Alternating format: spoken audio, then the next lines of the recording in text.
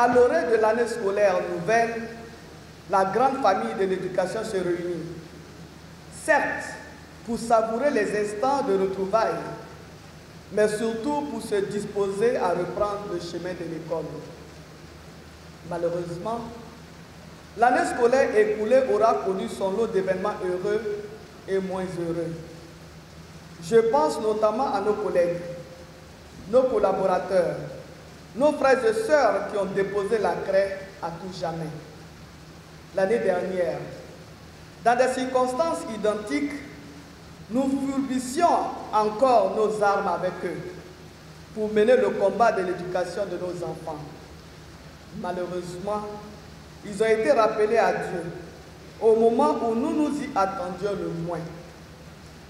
À leur mémoire et à la mémoire de tous nos disparus, je vous prie de bien vouloir vous lever pour observer une minute de silence.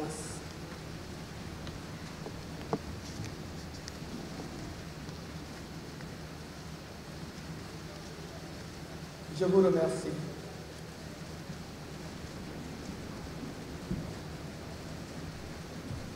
Mesdames et messieurs les membres du gouvernement, honorables invités, mesdames et messieurs, chers collaborateurs, la présente rencontre m'offre l'agréable opportunité de saluer votre présence, preuve manifeste de l'intérêt que vous accordez à nos traditionnelles réunions de rentrée.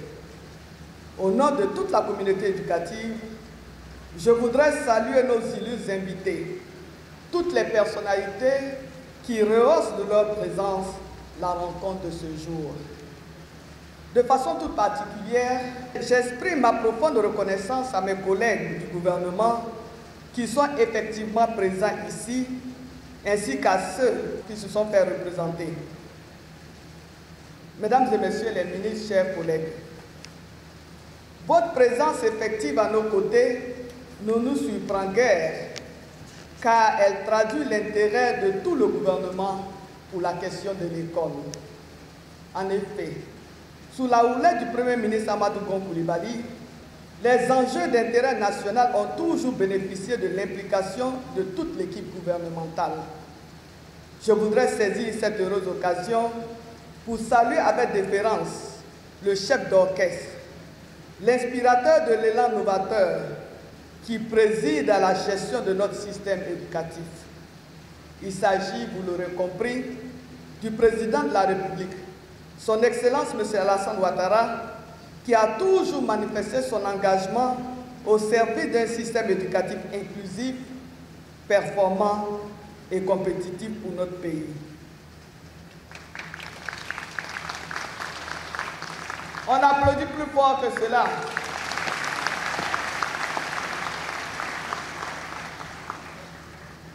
Nous devons à ce leader la vision généreuse, les grandes réussites dont nous sommes si fiers depuis 2011. Mesdames et messieurs, honorables invités, ce n'est pas par hasard si nous nous retrouvons à Grand Bassam, au lycée d'excellence Alassane Ouattara de l'amitié ivoiro-chinoise, pour lancer solennellement l'année scolaire 2019-2020. En effet, cet établissement, l'un des derniers nés dans la lignée des écoles d'élite du pays, fait déjà office de vitrine de notre institution scolaire.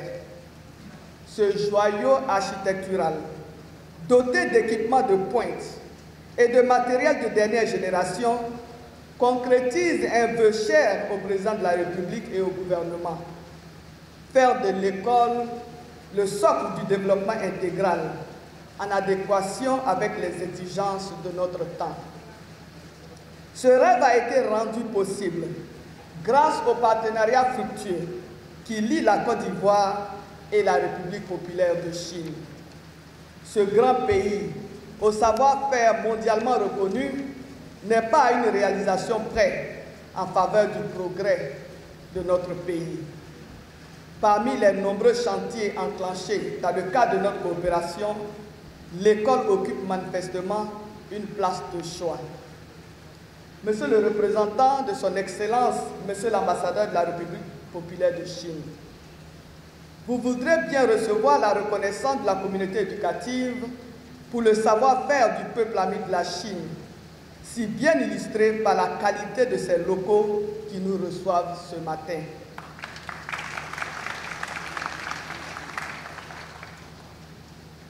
Mesdames et messieurs, honorables invités, la rentrée scolaire 2019-2020 s'ouvre dans un contexte marqué par la mise en œuvre du programme social du gouvernement qui fait la part belle à l'éducation et à la formation. Ainsi, 5300 instituteurs, 3000 professeurs de collège et 2000 professeurs de lycée viennent d'être recrutés pour pallier le déficit d'enseignants si préjudiciable à l'action éducative. Ces 10 300 jeunes recrues apporteront dès le mois prochain leur enthousiasme à la bonne marche de l'école ivoirienne.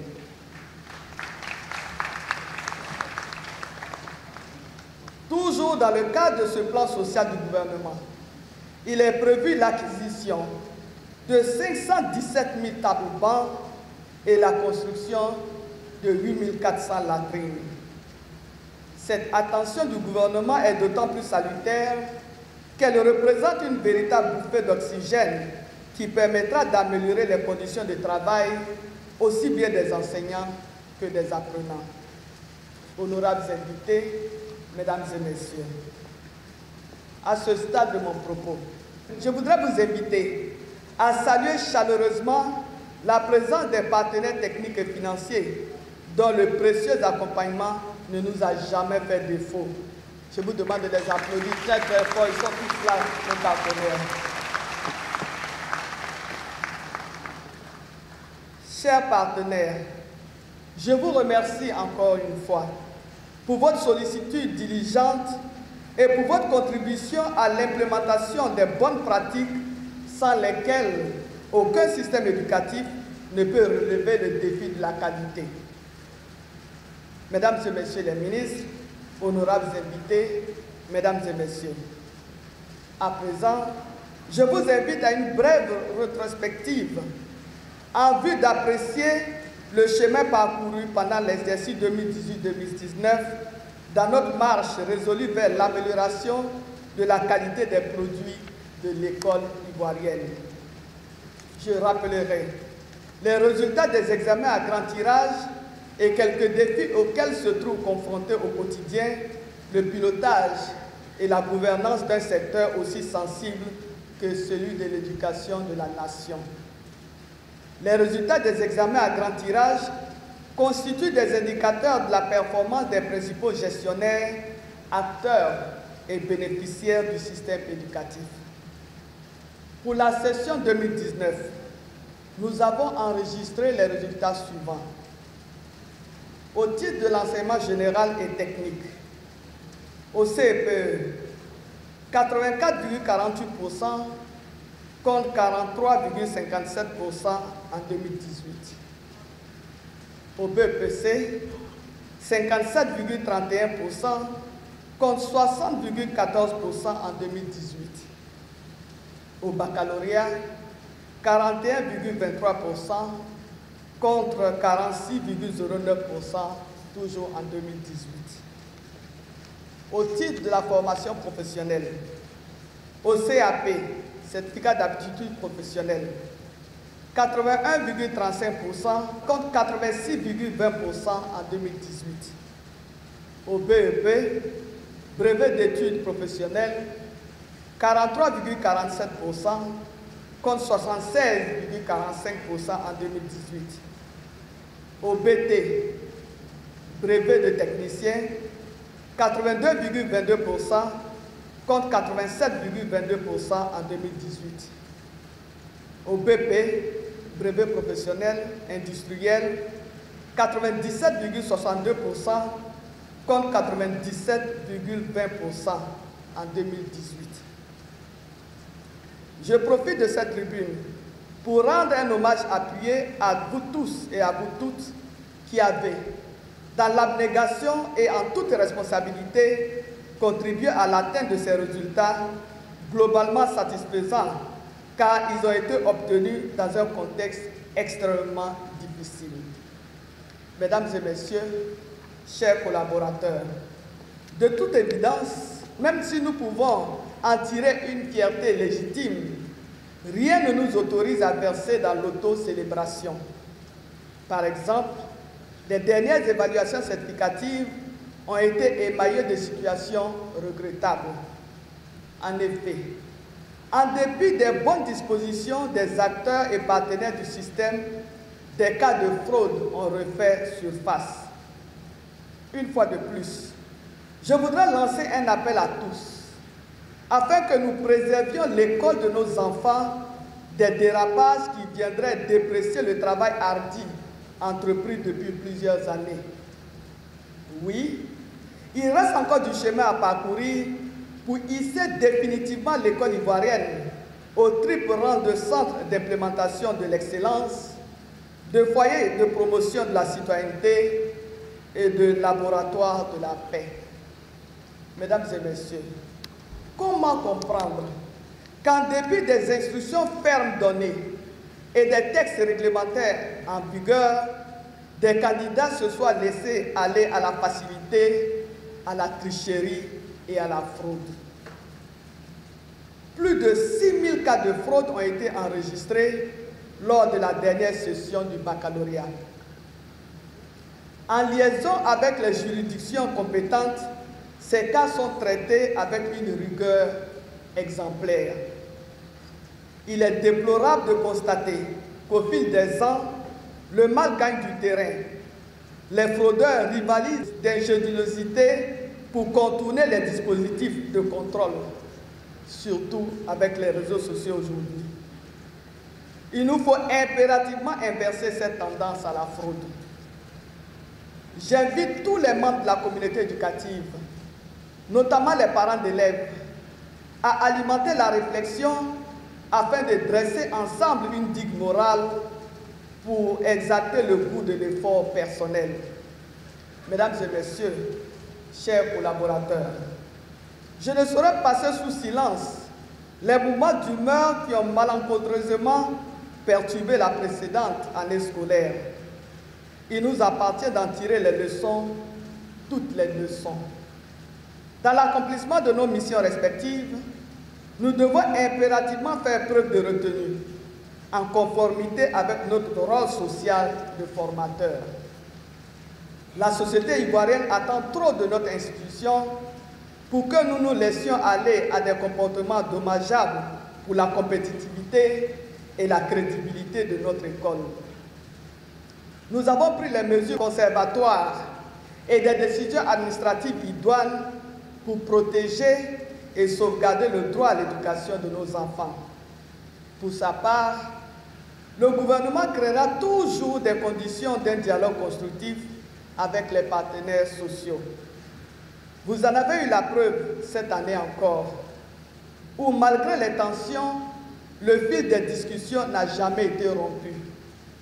J'y ai mis personnellement un point d'honneur en recevant régulièrement les responsables syndicaux en audience et en analysant leurs préoccupations et suggestions lors de réunions, de séances de travail, de séminaires et d'ateliers. Mon cabinet, qui a mené des réflexions et analyses profondes sur les revendications des syndicats du secteur, est disposé à continuer sur cette lancée dans le cadre d'un travail collaboratif impliquant tous les acteurs directs et indirects de l'institution scolaire. Le devoir de gratitude me commande de remercier les présidents d'institutions, le Premier ministre Amadou Gon Coulibaly, les membres du gouvernement, le corps préfectoral, les forces de sécurité, les chefs traditionnels, les guides religieux et toutes les personnes de bonne volonté qui ont contribué au retour de la paix à l'école. Et je voudrais qu'on les applaudisse très fort. Mesdames et messieurs, honorables invités, l'année scolaire 2019-2020 sera marquée par un renforcement de notre dispositif d'accueil. À ce titre, elle viendra concrétiser davantage le principe de l'inclusion qui constitue le socle même de la loi du 17 septembre 2015 instituant l'école obligatoire. J'ai ainsi le plaisir de vous annoncer qu'en conformité avec les mesures issues des assises de la Commission nationale de la carte scolaire 2019, nous enregistrons cette année l'ouverture de 3077 nouvelles salles de classe publiques d'enseignement préscolaire et primaire, 21 nouveaux collèges modernes et un nouveau lycée scientifique, là où nous sommes bien sûr, le lycée d'excellence Alassane Ouattara de Grand Bassam. Et 338 nouvelles cantines fonctionnelles. À ce jour, grâce au travail des directions et services rattachés, nous pouvons dire que nous sommes prêts pour entamer la nouvelle année scolaire avec sérénité. La Commission nationale d'orientation a rendu public les résultats des assises tenues du 8 au 23 août 2019 à Yamoussoukro. La direction de l'orientation et des bourses a généralisé pour cette session l'affectation en ligne pour les classes de 6e. Il s'agit là d'une innovation majeure qui vient révolutionner le mode d'affectation de nos nouveaux collégiens et qui place la volonté parentale au cœur du processus.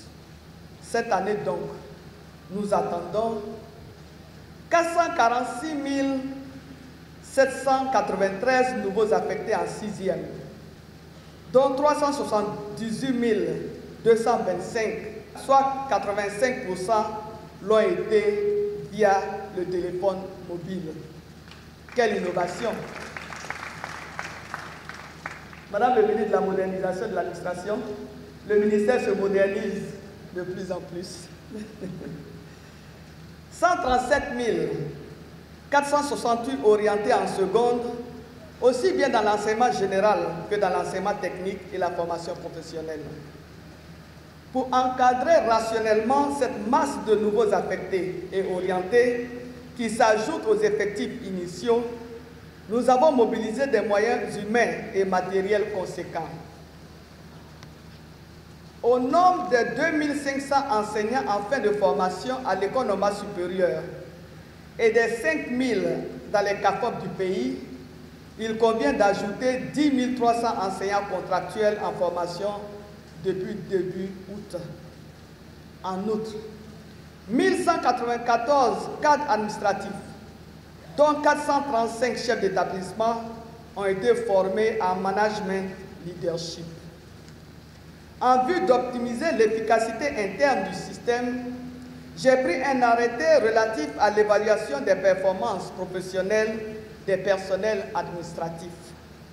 Par ailleurs, la présente rentrée scolaire consacre le démarrage effectif de la phase pilote du contrat d'objectifs et de performance. Ces dispositions réaffirment notre volonté de renforcer la responsabilité, l'imputabilité et la reddition des comptes dans la logique d'une bonne gouvernance et d'un pilotage efficient. Mesdames et messieurs, il me plaît de saluer le travail accompli par les fondateurs d'établissements privés dans leur mission d'accompagnement du service public d'enseignement. Conscient de la place qu'occupe cette composante dans le dispositif national de l'enseignement en Côte d'Ivoire, nous organisons chaque année depuis 2011 des sessions de formation à l'attention des acteurs du secteur privé de l'éducation-formation. Au terme de la session 2019 qui vient de s'achever, 5094 auditeurs ont reçu leurs autorisations d'exercer la fonction d'éducateur, d'enseignant ou de directeur des études. Des résultats des travaux de la dernière Commission nationale de la carte scolaire des établissements privés, il ressort que 1496 avis favorables ont été donnés au titre de la création, de l'ouverture, de l'homologation et de l'extension.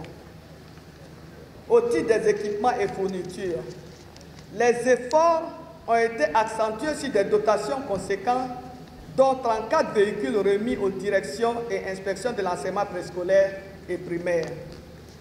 Ces importants investissements montrent d'une part l'immensité des charges et d'autre part les efforts consentis par les pouvoirs publics en vue de l'amélioration des conditions de travail dans l'espace scolaire. Mesdames et messieurs, ensemble, nous avons fait un chemin bien honorable. Cependant, nous ne devons pas baisser la garde. Nous devons nous poser sans cesse cette question. Quel produit notre école doit-elle former pour le monde de demain? Quel produit notre école doit-elle former pour le monde de demain? Sur la question, mon intime conviction est que notre école, tout en étant le foyer d'incubation des grandes valeurs, doit permettre l'insertion harmonieuse du citoyen dans le monde du travail. Concrètement, nous devons affiner notre dispositif en matière de formation professionnelle. Le président de la République, son Excellence M. Alassane Ouattara, s'est engagé à repositionner l'enseignement technique et la formation professionnelle au cœur de notre système éducatif. Ce dispositif doit proposer une offre plurielle et diversifiée qui favorise l'insertion professionnelle. C'est la raison pour laquelle, sur instruction de son Excellence, Monsieur le Président de la République, Monsieur le Premier ministre a procédé à la nomination de Monsieur Kwasi Brice au poste de secrétaire d'État auprès du ministre de l'Éducation nationale, de l'enseignement technique et de la formation professionnelle. Il est en train de faire sa passation. C'est la raison pour laquelle il n'est pas avec nous. Mais en principe, il devait nous rejoindre. Mais je vous prie de le féliciter en l'acclamant très très fort, même s'il n'est pas là.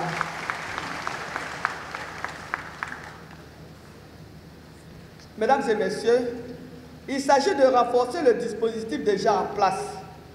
Nous ciblons très activement une meilleure adéquation entre la formation donnée aux apprenants et les besoins du milieu de l'emploi.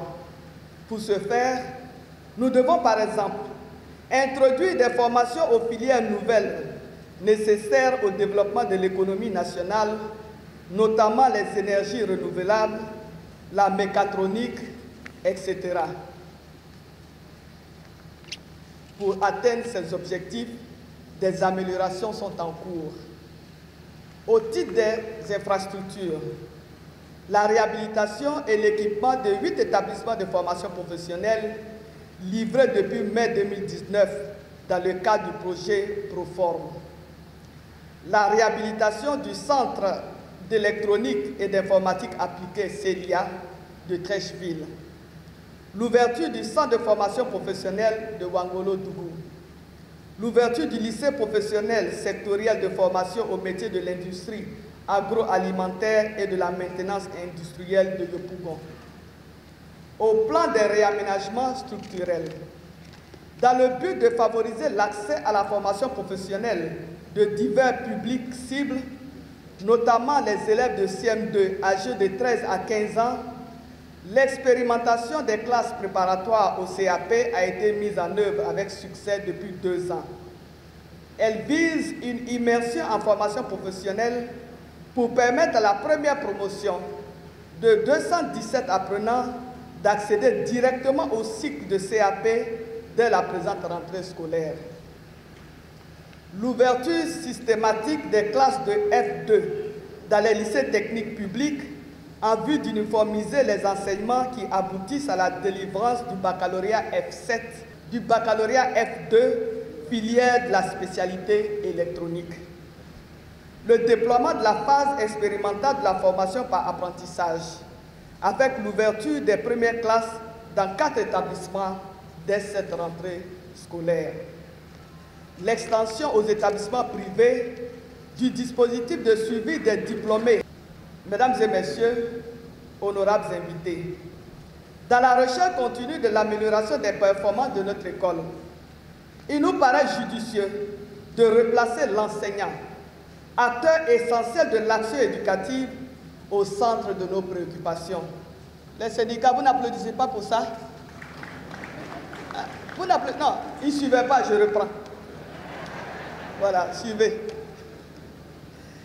Dans la recherche continue de l'amélioration des performances de notre école, il nous paraît judicieux de replacer l'enseignant, acteur essentiel de l'action éducative, au centre de nos préoccupations.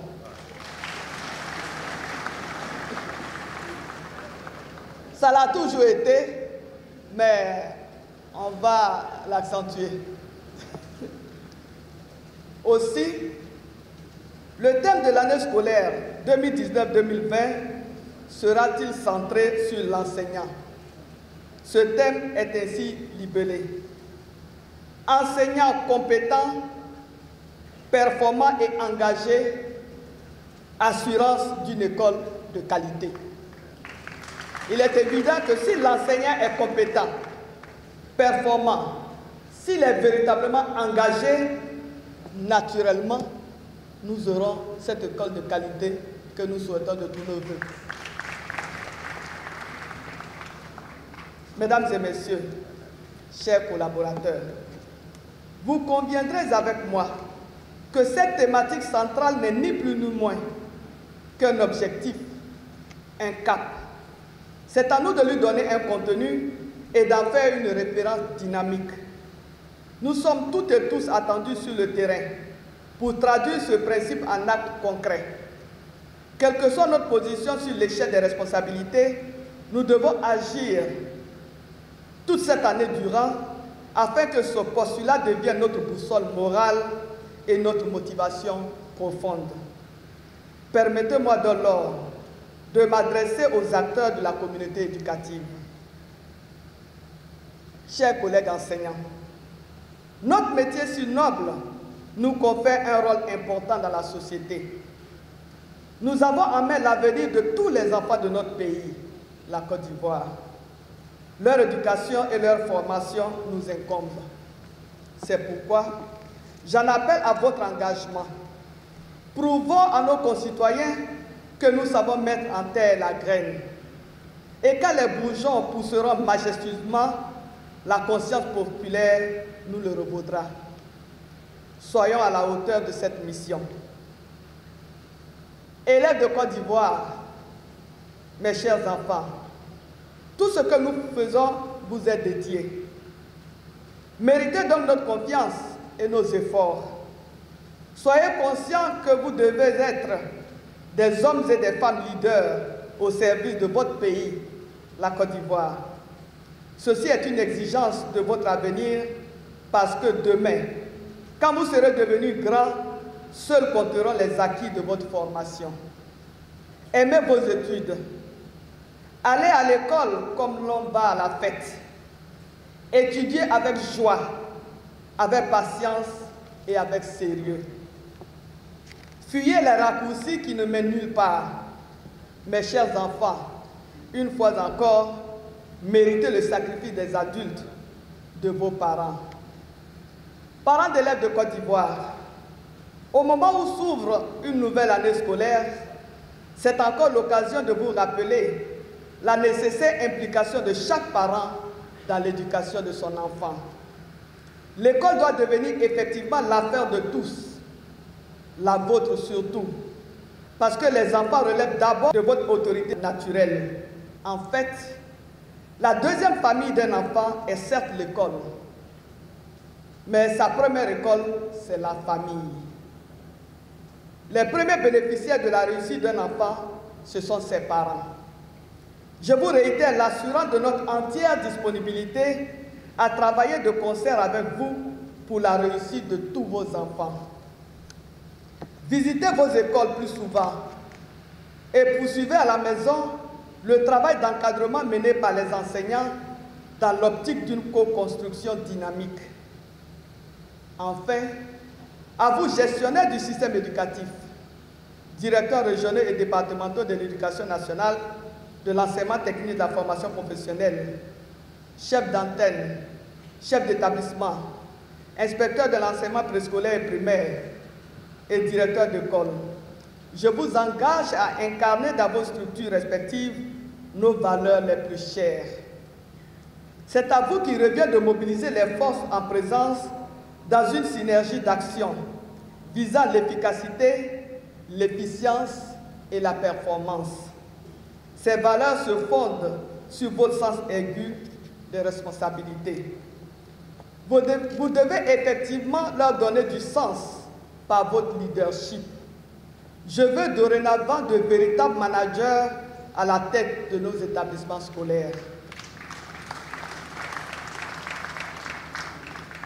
Pour notre part, nous allons vous évaluer à partir de vos résultats, car plus que jamais, le statut de chef doit rimer avec rigueur et proactivité. Mesdames et messieurs, chers invités, chers collaborateurs, nous entamons la rentrée scolaire 2019-2020 sous de bien meilleurs auspices. Si la scolarisation de la petite fille et de la jeune fille a occupé une place de choix dans notre démarche ces dernières années, nous disposons désormais d'un instrument institutionnel pour avancer sur ce terrain de façon constante, avec la création de la Direction de l'égalité et de l'équité du genre. Madame le ministre de la Famille,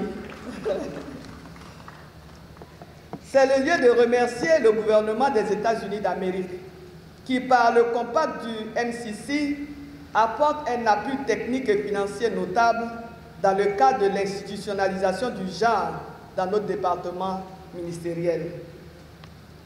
La création de la 2EG contribue singulièrement à améliorer notre capacité à assurer une éducation inclusive de qualité, particulièrement aux jeunes filles de notre pays.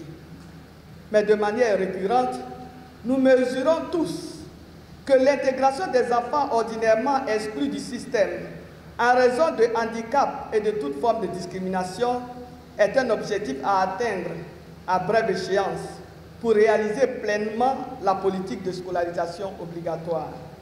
C'est pourquoi, depuis plusieurs années, un certain nombre de nos établissements pratiquent l'expérimentation visant à intégrer les enfants malentendants et malvoyants. C'est aussi la raison pour laquelle nous élaborons, avec le soutien de nos partenaires de l'UNICEF et de l'Union européenne, une stratégie en vue de l'intégration des enfants issus des structures islamiques d'éducation. Dans la même quête de joindre et proposer à chaque Ivoirien une offre d'éducation qui corresponde à ses besoins, nous prenons part chaque année à la Journée nationale de l'alphabétisation qui permet de faire le point des avancées en la matière et de donner des orientations pour accélérer la mise en œuvre de la politique d'alphabétisation en Côte d'Ivoire. Honorables invités, mesdames et messieurs, chers collaborateurs, pour mener à bien notre travail et avant de conclure mon propos, je vous demande de bien noter les instructions suivantes. Et là maintenant, nous sommes en classe. Je fais une dictée. Donc je disais les instructions suivantes. Le respect scrupuleux du calendrier scolaire et du rythme des évaluations. Le renforcement du suivi-évaluation et le contrôle régulier de conformité. La redynamisation des unités pédagogiques et des conseils d'enseignement. La poursuite de la réforme de l'enseignement technique et de la formation professionnelle. Ah bon, la maîtresse va un peu trop vite. Mais vous aurez toutes ces notes-là, ne vous en faites pas.